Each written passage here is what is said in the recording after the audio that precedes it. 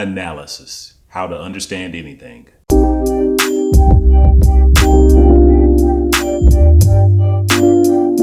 If we're trying to understand something, whether it be a system, whether it be a complex object or a life, breaking that thing down is a good way to go, but once that thing is broken down, we need a way to understand how those individual components relate to each other.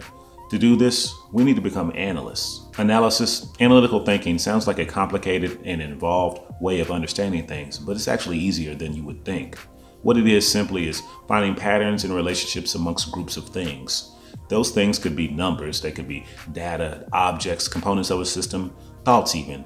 Anything really, as long as there's some sensible reason for grouping things as we have, as they are. You can analyze an assorted bowl of candy or the trading volume of a stock market on days that a Tom Cruise movie is released, but it's unlikely that we'll draw any useful conclusions from that type of analysis.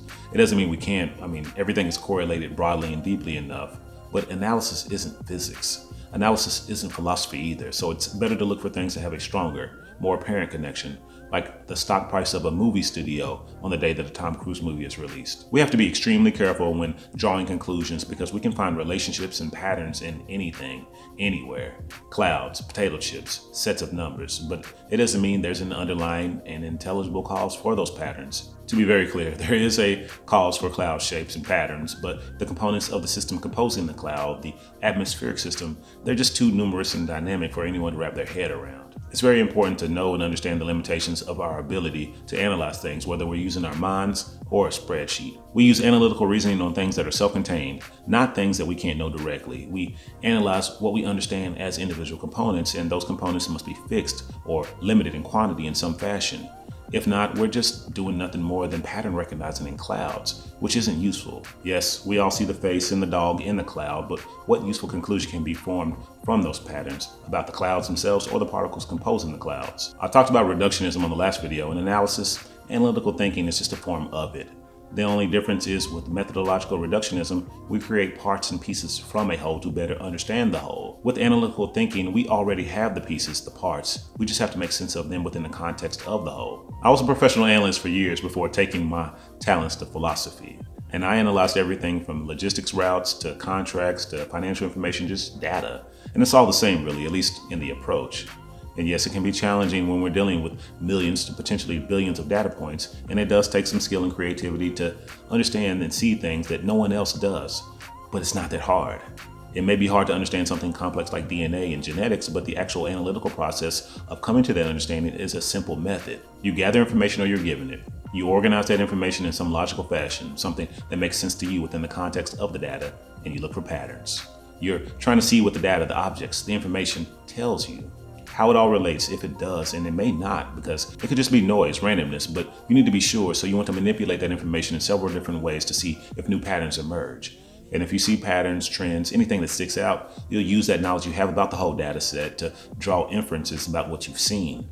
With that, you can make predictions, forecasts, or simply better understand why something's happening within or to the whole. What I mean by that is you use what you understand about the source of the data or the reason for the data's grouping, the information and knowledge you have about the whole. For example, if you did notice an uptick in a certain movie studio stock price on the day a Tom Cruise movie was released, you'd use your knowledge about the market or movies in general to make sense of it. If it's the studio making the Tom Cruise movie, you may consider it loosely correlated and caused. But to be sure, you want to look at a large enough time slice to make sure that causation does hold, that correlation is real. But what if it wasn't the same studio? Well, you want to look at the same time slice to make sure that causation held, and if it wasn't apparent why that movie studio stock price was ticking up every time one of its movies wasn't released, then you'd have something to be investigated. You'd have a puzzle to be solved, and what you'd want to do is gather more information about that studio and analyze that. When you repeat the process of gathering info, organizing it, looking for patterns, and drawing conclusions, you can systematically increase your understanding of a thing that may at first seem awkward, daunting, or unwieldy. Of course, each time you draw a conclusion or make a prediction, you need to test it to see if you're onto something.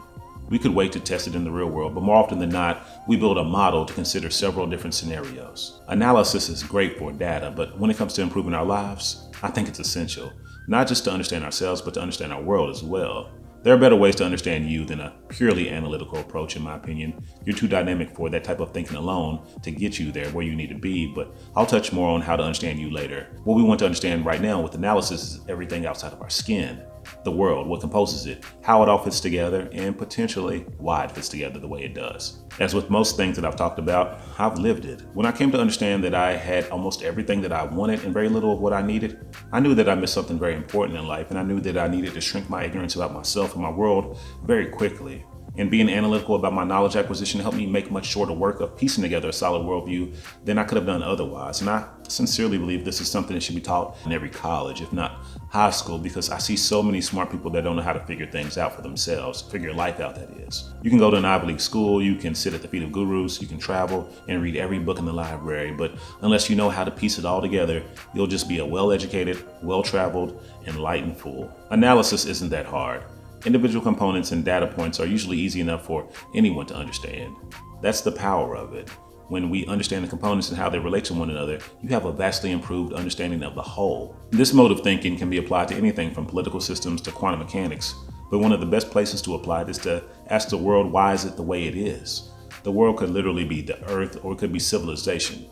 The components could be continental plates and oceans, or it could be peoples and nations. Yes, a world is a dynamic thing over large timescales, but a human life is brief enough for us to get a decent handle on it if we're smart. This is where the magic happens, I think. Seeing what others may not, and maybe can't unless they share the same data and information that we have. Maybe even the same mind. Don't be daunted by the word analysis or the thought of using an analytical method. It's just a tool for vastly improving things by improving our skill with it, by improving our understanding of what composes and affects it. Comments and questions are welcome as always. And what I've said is just a light sampling of where I'm going on this channel. So if this is useful or interesting, make sure you subscribe to get more. And don't forget to like this video if you do like it. Thanks for watching, and I'll see you on the next one.